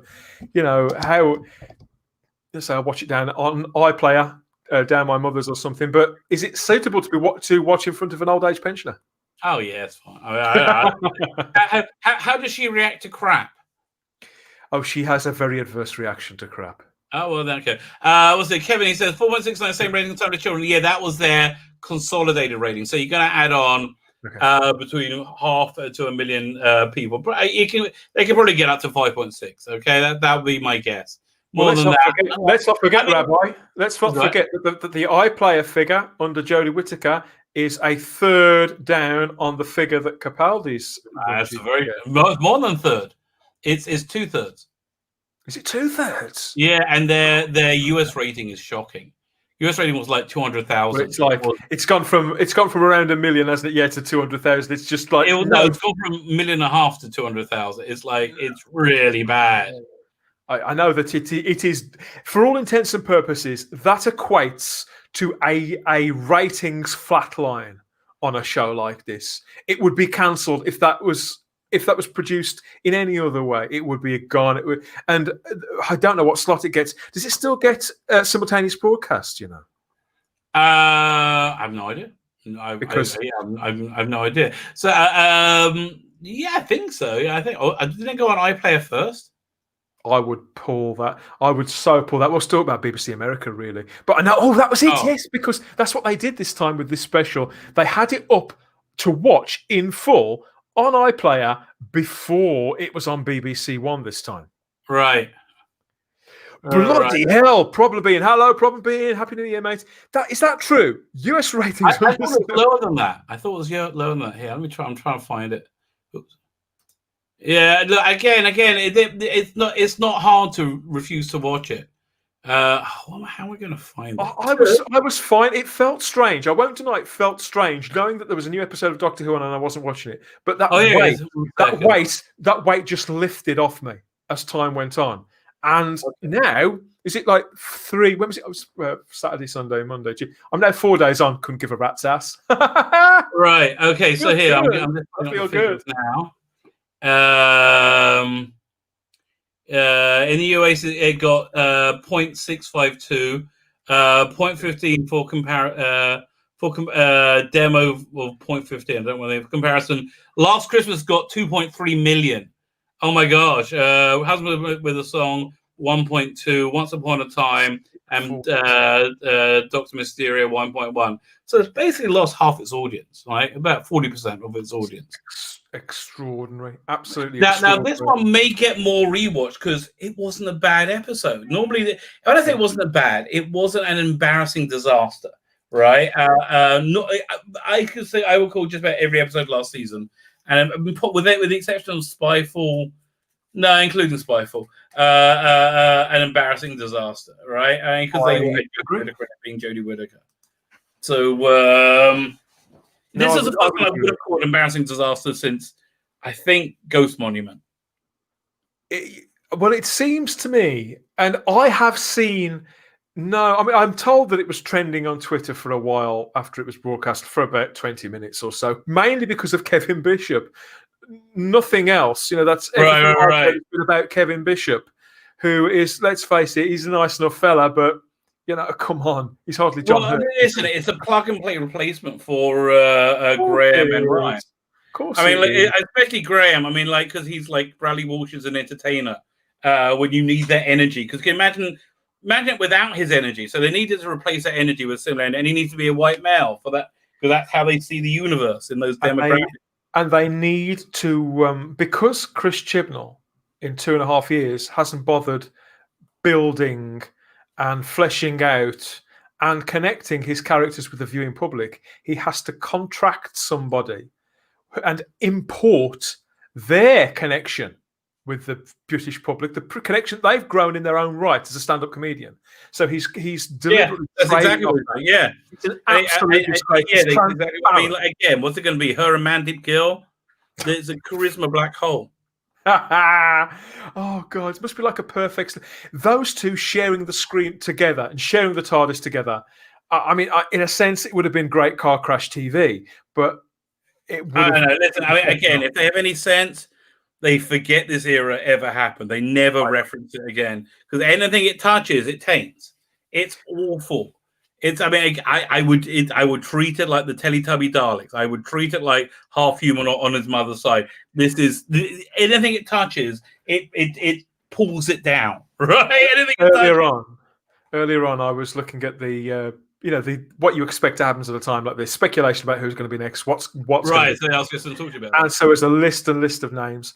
And what has surprised me, because you get this sometimes from fans, you get this sometimes particularly from new fans, the amount of times the name Peter Capaldi has come up, which suggests to me that people kind of want what you want. They want the Bobby Ewing in the shower moment. Yeah, I think so. Yeah, I think people want to forget this ever happened. Would you prefer that this never happened, everybody? Let us know in the comments section. Like the video, like the Rabbi's video, subscribe to his channel, for heaven's sake, for 2021. Why wouldn't you do this? Oh my God. I love it. It's the way he's looking at her as well. Oh, Father Christopher, if you've never done this, oh, it's a delight. There's something else we have to look at. This is Sarah, starry-eyed girl. If you're watching this, what I said earlier on about having a mural for here, I scrapped my previous idea. It's going to be that picture. So this just came out in the Telegraph. Doctor Who needs to get rid of its boys' club and their mimsy female figurehead. Like, what on earth do you reckon they've got to be talking about? We've got to find out. Which brains trust has committed this one to? This is Marianka Swain. So he said Jodie Whittaker's talent has been wasted. Yeah, there's no way that's a real name. It sounds like something. Apparently so. Okay. Jodie Whittaker's talents have been wasted on a doctor written as a needy little girl. Time for a woman to seize control of this fading show. It's a fair criticism, isn't it? Yeah, I can't really say much about that. She's got it bang on. It would have been time for a woman to seize control of the show in 2017. This is I know it's only one sentence, but this is when she says talents. that should be in inverted commas. And when it says Well, woman, yeah, I didn't doubt that until this. Now I've seen it. I'm like, well, I'll forget that. But it's I was going to say, I just went off the screen. It would have been interesting. Something I hoped for was the Doctor to explore being female, but she's played him as like a gender neutral, like a trans Doctor. Yeah. So I whatever, like just one of the many bad decisions they've made. Absolutely hilarious and cowardly, I think. Yeah. I think they're very into trans thing. Okay, what a joyous day it was back in 2017 when Jodie Whittaker was announced as the 13th Doctor, and I was like, oh, okay.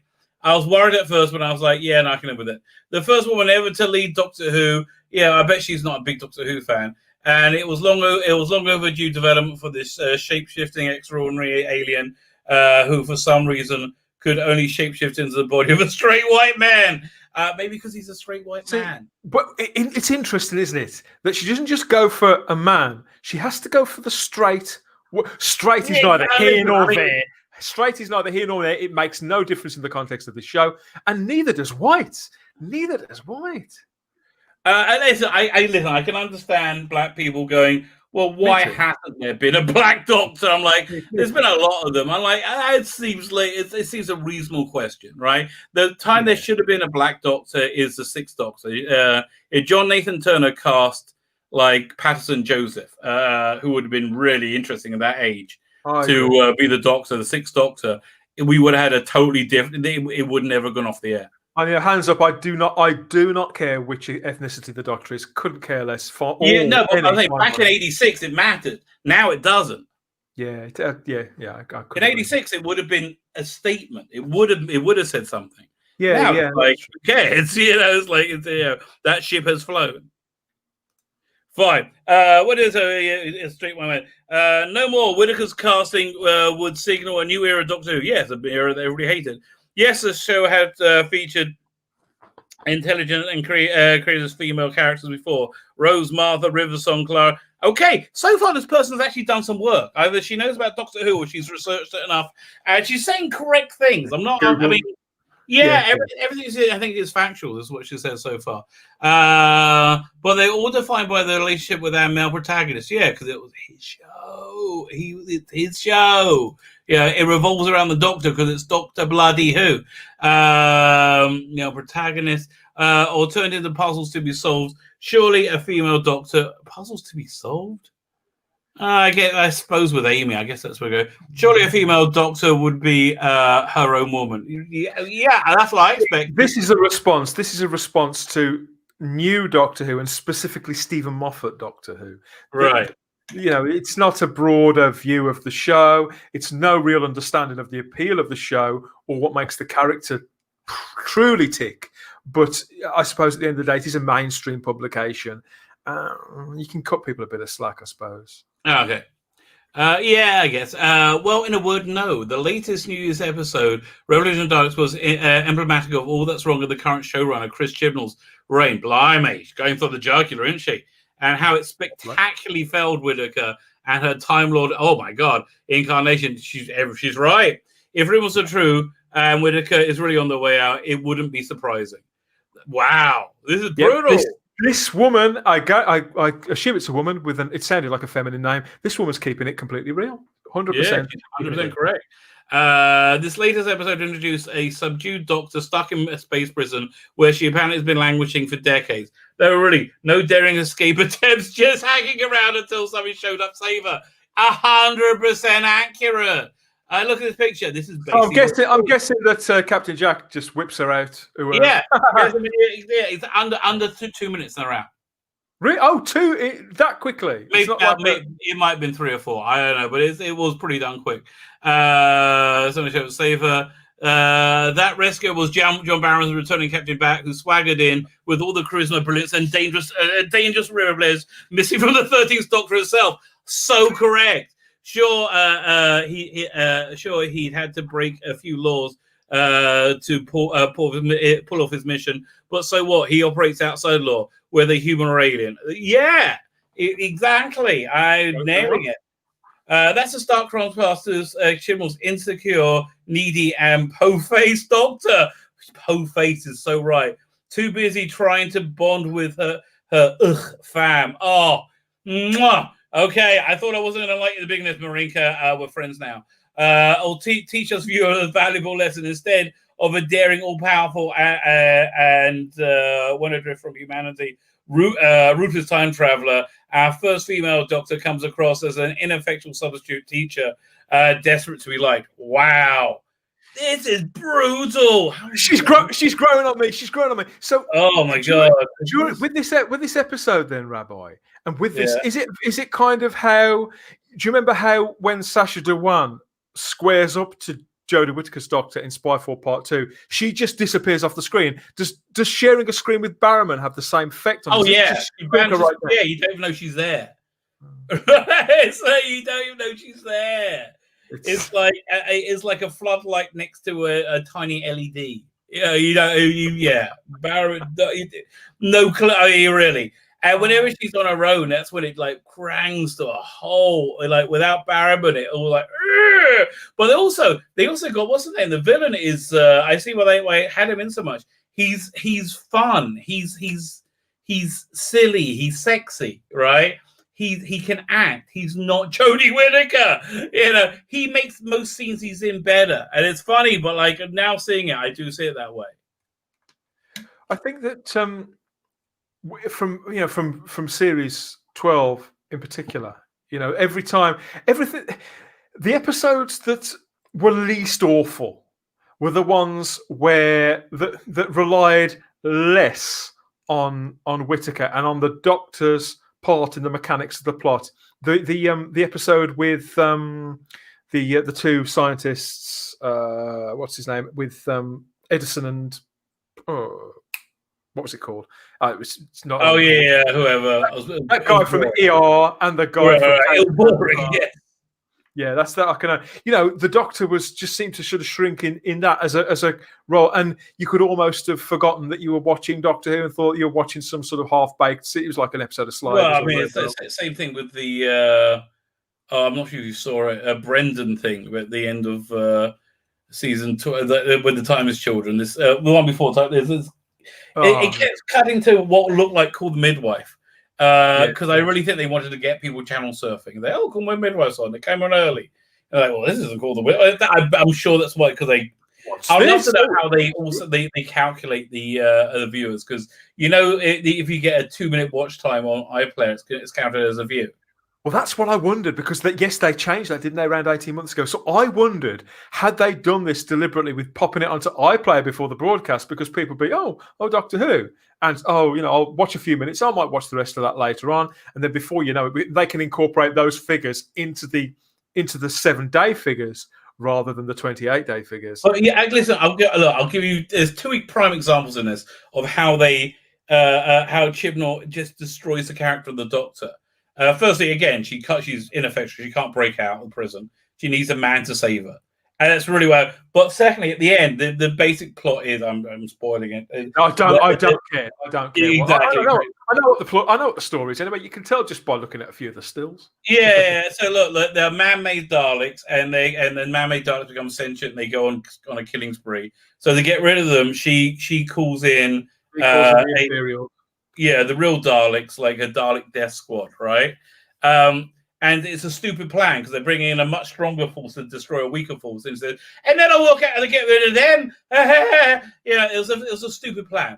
What would have been much better for the character, right, is if she's like, okay, I'm running the plan to get rid of the man-made Daleks. And as she's like working things out, then the real Daleks show up, who detect them by themselves. They detect their genetic inferiority. And now she's got to deal with 2 sets of Daleks. It would have made her heroic character, but they write her like an imbecile. It's breathtaking. I don't understand why they think so. I've seen a picture, and it is of it must be somewhere towards the end of the thing, where the TARDIS is hanging in the sky. There's Daleks all around her, and she stood in the doorway, sort of with pulling that awful face, with one of the many awful faces. Right. and sort of jeering at them. And she looks like every time I've been at the school gate picking up my kids, and one of the mums has been sort of, I'm going to have it out with the teacher about this. I'm staying behind after when, you know, Yeah, after I they know. come out. And they go like that. Oh, it's not made for this role at all. Nails down a blackboard. That went you out, isn't it? I feel bad because, like, how's it going to affect her career? Maybe not, because like people in entertainment are morons, right? They're utter morons. But well, she'll never get on American TV now. Not in a million years. Listen, she's in her mid-40s. Honestly, she's going to want to transition into like character roles soon, right? That's what it's. And this would have been the perfect stepping stone for that, right? Being Doctor, like most people can go in and play character roles now, right? By the way, name's been bandied around a lot. Jenna Coleman for 14th Doctor. Please. Here's the question though: will there be a 14th Doctor? I think it's. Well, I've got thoughts about that as well. Here's the I'm hearing. I'll say this now. I haven't got insiders, but sometimes I do hear things, and 2 or 3 people that I trust have been saying for a while that the show is going to take a big rest, and I don't think we'll have. What with one thing or another, I do not think we'll have a name for a 14th Doctor for a very long time. Yeah, here's the thing. How long does the HBO deal go for, and the China deal? I think it just goes 1 more year. I think that's why they're making it. That's why they're making these 8 episodes. I think their deal goes one more year, and without that money and with these viewing figures, why would there be a 14th Doctor? It's that simple, and the fact is, you know, the viewing public are going to need an extended period to wash the taste of all this from their mouths, exactly. From their brains, and remember why they liked the show in the first place, and they need to find somebody. You know what? The top priority, it's not even that Chibnall go. The top priority is that the BBC gets defunded, because. Because they just will not get off this thing, will they? They will not get off this insane kick they're on. It's like, they're doing it to death. Fine, let's go finish reading this article. So I like this woman now, but I think she's going to go off the rails. This isn't the fault of Whittaker, an actress whose strong track record playing far more complex shades of than Chibnall's binary Blue Peter presents. No, she hasn't. That's disingenuous completely. I don't think so. Or was it Little Girl Lost Her Doll Sad? I love. Yeah, that's basically what she has. She plays Blue Peter presenter Chirpy, or Little Girl Lost Her Doll Sad. That's her emotional range. But as long as we have a male showrunner and one from the same narrow boys club of Who superfans, having a female lead isn't enough. The series needs radically. Well, I agree with her on a lot of this. A radical new voice, and it needs a woman steering the TARDIS. See, this is more partisan, feminist. I was going to swear then, but all this woman is doing is taking all of the responsibility, all of the accountability off Jodie Whittaker and putting it onto Chris Chibnall, because he is also a straight white man. Now, I can't, I've got no love for Chris Chibnall, but this is exactly the problem I've got with modern feminism that isn't really feminism. It's her idea is that this doesn't go far enough, and the problem is we need to get rid of all men from anywhere near this production. But the trouble is, Chris Chibnall gave her plenty of ammunition, hasn't he? I mean, you can easily say, well, this experiment did fail. And an actor's only as good as the lines they put in their mouth. But it's not because of his meat and 2 veg. It's because he's a terrible writer. It's because he's a coward. Right, but so that first time they revealed the new logo, right? I was excited when they had the TARDIS fly through. Me too. Spectacular. Because for me, it looked like a good logo, and it looked exciting and like forward and action, adventure, and feminine. So I thought, well, that's going to be, if they can pull off the vibe of this logo in the show we're going to have something really interesting, right? I And again, if you want to hear good feminine sci-fi, I recommend the Bernie Summerfield releases at Big Finish, which are really fantastic. Rabbi, stylistically, I know what you mean, because that trailer still plays at the start of the Blu-ray box sets. Right. Stylistically, it's a country mile different from the show that they delivered. Yeah.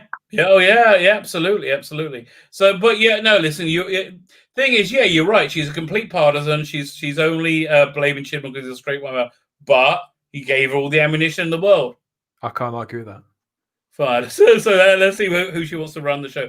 By the way, I still think Noel Clarke should be showrunner and star. I would love to see. I like Noel. Yeah, I do. I like him. I think he understands Doctor Who. I think he's got a love of it. Well, the past few years have seen a groundbreaking TV work from the likes of Lucy Pebble. Don't know, Phoebe Waller-Bridge, kind of annoying. Macaulay Cole, May Destroyer, don't know her. Emerald Fennell. Yeah, okay. All this is chick stuff. Okay, great. I'm glad you have lots of chick shows to watch. As Killing Eve showrunner, whose new rape revenge film the Promising Young Woman, starring Carrie Martin. I don't want to see a rape revenge movie. Leave me alone. Oh God. I especially don't want to see one by Phoebe Waller-Bridge. Oh, I can't. Like, what would you rather do? Literally watch a rape revenge thriller with Phoebe Waller-Bridge, or shove your fist up your ass? I'm like, well, yeah, I think that Phoebe. I haven't watched a great deal of the things she's talking about. You know, I like the look of the Carey Mulligan film too. I've got to be. You know, I'd give a lot of these things a day in court. I would, but I don't necessarily see how that connects them with being good prospects. Well, Phoebe Waller-Bridge is about to destroy James Bond, so you know maybe she can go for the double. I'd be more interested in writers like Sally Wainwright, people who are, and even people who've been on Doctor Who, who've written for Doctor Who before. People like the woman who wrote the one about the Trap Street and the Frost Fairs. You know, right. You know, I like a good female writer. That's not the problem. The problem is they in their rush to have female writers, they have people who are substandard. Yeah, they reach for people here by connecting the wrong dots. So I haven't. This Michaela Cole, people are landing on her because she's a very striking-looking woman, and she's very idiosyncratic. From what I've seen, she's not a particularly good actress, though, and hasn't got a huge amount of charisma any more than say a catwalk model has. Really, the minute they open their mouths, it's like the lights are on, but there's no. I mean, you need an actress. You need like a Gillian Anderson. He's somebody who can act. That's right. Which it has a real strong. I mean, and Jess Whittaker wasn't strong enough for the role. It destroyed her. Okay, all these would scoff at the idea of making a woman merely likable or lessening her role in the series by weighing her down with numerous companions. She's really nailing it. I mean, tell you, everything she's right about.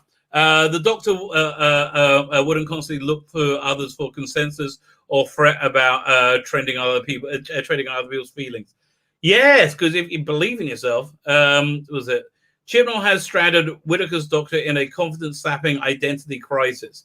Now, existential doubt can be fascinating when properly dressed. See Billie Piper's Susie in Pebble Braces, whatever, questioning herself as an actress, as a celebrity, a wife, a mother. By the way, apparently Stage came out yesterday. I have to try and find that somewhere.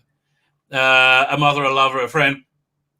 But that doesn't lessen her as a character. Quite the opposite. All the protagonists in these female-created shows are pushed to extremes, and any victimhood of vulnerability is set against a merciful combination of ambition, self. Yeah, they make them into people. Right? Yeah. Scary. Yeah, exactly. I don't really know. I mean, I see she's communicating the point very well, but I don't necessarily see why she's fixating on these particular characters of this particular gender in these particular shows. Like you say, this is a calling card of good drama, full stop. Proper characterization, full stop.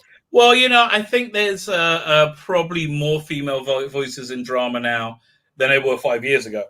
Yeah, and in television production, because you know they kind of realized that they didn't have any, right? It's so yeah, I can see people getting much more. Being female gets you more opportunities now than it did 5 years ago. Just imagine if one of these chat channels writers would do with the Doctor. I have trouble disagreeing. I mean, if they would respect it, it could be as good as Battlestar Galactica, right? I mean, like, and Rabbi, and if they did so with conviction, because this is the problem. This is the problem behind Chibnall's work. He's got no actual take on the character. Yeah, he really doesn't. None at all. He really doesn't. He's like, well, what do you want to do? I ain't do it like that. Yeah, I mean, like, he really doesn't. Yeah. It's like you've said before. He's got no actual take on the character from the inside out. It's all from the outside looking in. Who do we? We see ourselves. We need to see ourselves. I'm a woman. I need the Doctor to be a woman, or I'm gay. Therefore, I need the Doctor to be gay. And it's not how human beings work. It's not how we relate to our drama. Exactly. I mean, and that's why it's not compelling. And that's why, even if they're not saying anything about it, even if they're not directly referencing their weird worldview and agenda, it's still, if you feel it, right? And a normie feels it and they switch off. That's really why they switch off. Yeah. But yeah, let's say what I was going to say. They might also entice some great talent. Preble would also certainly tempt frequent collaborator Piper to return as Rose. Waller-Bridge is the toast of Hollywood, just starring in Harry Styles' latest video.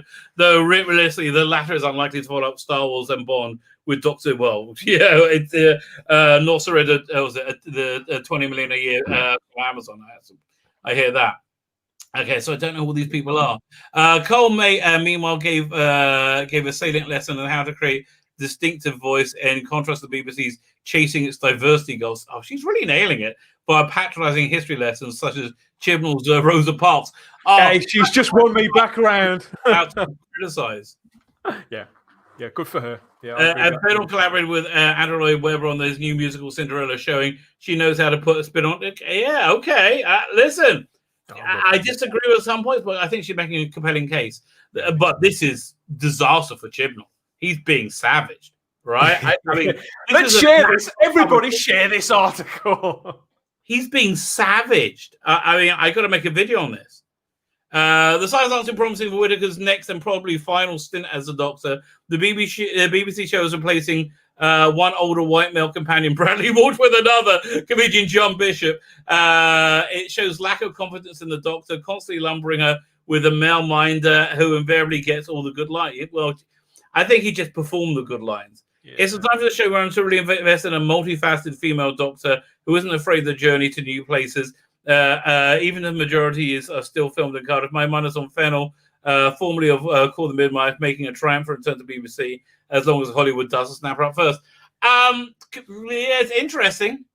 I could see how the BBC would lick their lips, wouldn't they? They'll salivate. At the end of the day, all of these names, most of these shows mean nothing to me. If you have a take, ladies, any of you out there, because you're bound to be watching this channel, of course, why wouldn't you be? Subscribe to the Rabbi's channel, for heaven's sake.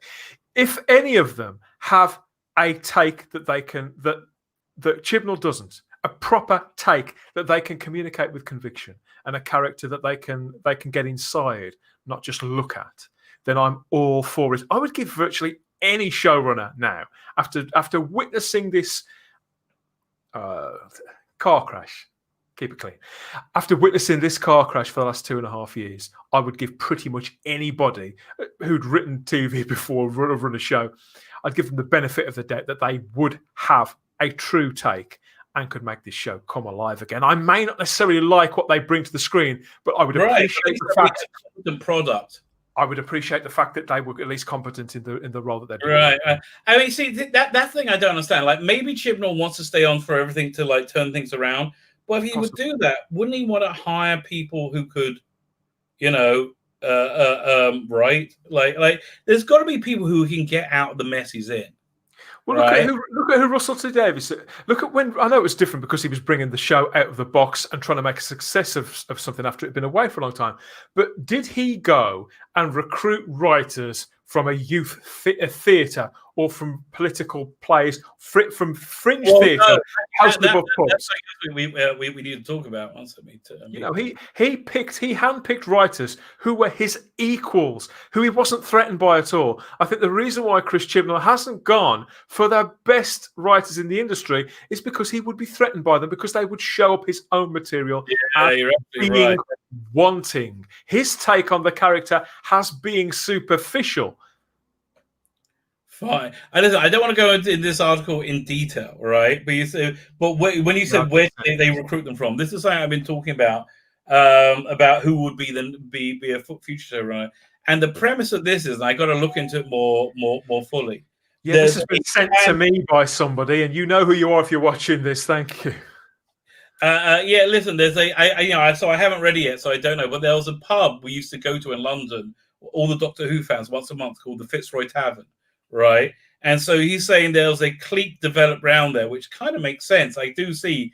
I mean, I don't know if you will ever get Rusty Davis there, but there was a clique developed, and he's saying the clique created modern Who. But I kind of like modern Doctor Who. Yeah, I like classic Doctor Who. I like every Doctor Who up until now. Like you, by the way, I watched the first of the Monk trilogy last night, the Capaldi. It's freaking awesome.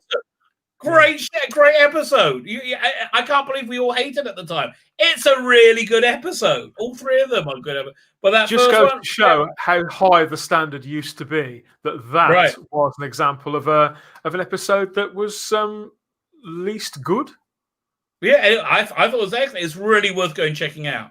Like I like the monks as they're also everything is so much better, and I love Capaldi. Oh, wouldn't it be great if we could get Capaldi back for a season or two? Oh, if the BBC would ever. I mean, you're hoping somebody's looking at Luke Skywalker, right? And they go, I say that some bean counter, like the bean counters at Disney are like, yeah, you're done. They gave Kennedy the publishing to be able to pull a crap together, High Republic. So she got comic books and she got novels. That looks terrible. And it looks it's going to flop horribly, right? My children, either the boys or the girls that I've raised as my own children, none of them would have been drawn to this at all. Yeah, no, the garbage. Again, it's made by people who like to, abuse children rather than have them. It's that might be their problem because let's have a fat person. I'm like, really? No. Fat people aren't heroes. I told them before you came on, and I'm a fat person, right? If I can live with it, they can. You want to be a hero, like a dramatic hero, then go on diet, eat a salad. It's that simple. The Rabbi has spoken. So this is an essay, isn't it? I'm not sure who. Yeah, is it written under a pseudonym or something like that. Well, most people can go and find it for themselves and right. But it goes on and on and on and on for a long time. It's like it is like long. So I wow. And I haven't read it yet, but I will. I mean, it's just. Oh my God, it's still going. Yeah, I mean, these are the kind of things that I can only. I care that people care this much. I see what promotes people to put together things like this. And part of me thinks, well, I care about Doctor Who, of course I do, but there's only so much I can do about any of this. I can talk about it. I can make sure that people who have the similar opinions that you and I do, that we're still heard. We don't go away just because we're told to. That's the only thing I can really do, and to make sure that I speak with my own voice, with clarity and with generosity and all those sorts of things. And I suppose putting together things like that and putting them out there, I do wonder what good it can possibly do, who will take it seriously, who will relate to it, and who will see it as a problem. Because at the end of the day, I consider the first 12 years of New Who, as you said, to have been perfectly sensible. I love it. Yeah, listen, I absolutely love it. I was going to ask you. So let's say everything's dependent on there being more money from HBO, and that's not coming. I guess I would answer the question: is Chris Chibnall going as well? Maybe that's all in flux right now. Maybe that's why they didn't want it leaked. How can he not be? Realistically, how can he not be? He's been there. Oh, BBC love what he's doing. He's been there long. I think that they say they do, but I don't. They commissioned another 8 episodes with him. I think he was already locked into that, and I think really? I think he was already locked into that. I think Jodie had already had a contract extended. I think Tim Davie is looking hard at this show, and the version of it we see in these 8 episodes, that they may be tweaking them as they go along. I think Chibnall is. I don't think they would ever do what they did with Colin Baker now, Colin Baker in '86, and sort of cut something off like that now. I think because they still need this era of Doctor Who to be saleable. It needs to have a beginning and a middle. Well, but they've already sold it. They pre-sold it. That's a good. Yeah, it's already. They take the money. They cash the check. That's what they got to make. Whatever. And I guess finally getting a whole new production team would probably be impossible, especially in this climate. Yeah, and so for it to still maintain, the profile has dwindled so much, but it still does have a profile, and they're going to need it to maintain that to possibly build on in the future. They just expect it to be a new Doctor. Yeah. But I honestly, I think this is the era that kills Doctor Who. And it'll come back, but maybe at its 65th anniversary. It's possible. And we could be facing 5, 6, 7 years without Doctor Who. And as we've all seen, the last 3 years has been absolutely miserable. You could say 4 years since she was announced. It's been miserable. Because honestly, I would rather the stupidity been in hiatus. The stupidity started fairly soon after she was announced. And there are worse things than Doctor Who not being on. Isn't it? Again, we had big things. We've had a golden age, right? And I think this would rather. Then see this. I would rather of there not be a Doctor Who. But then it goes to the fans. You get fan films. You get when you get really interesting stuff at that point. Fine. Listen, I'm going to wrap this up. I'm crawling. My God, this morning, the puppy wakes up at about 5 a.m, right? Okay. But we're trying to crate train her, so she's in a crate. That my wife takes her out to go go pee and poo, right? And then she comes back and she doesn't want to go back to bed. So I take her out and play with her and hang out with her from 5 to 6:30. And then instead of going to synagogue in the morning, I'm just going to bed. I'm going to bed. That's it. I'm done. So so that I had a very good sleep from about 6:30 to 8:30. But that puppy, it's a lot of work. Very cute. It does sound like you're having fun. Thanks for inviting me on. It's always a pleasure. Always a pleasure. I'm going to say good night to everybody. Thanks, Rabbi. Yes, I've hit the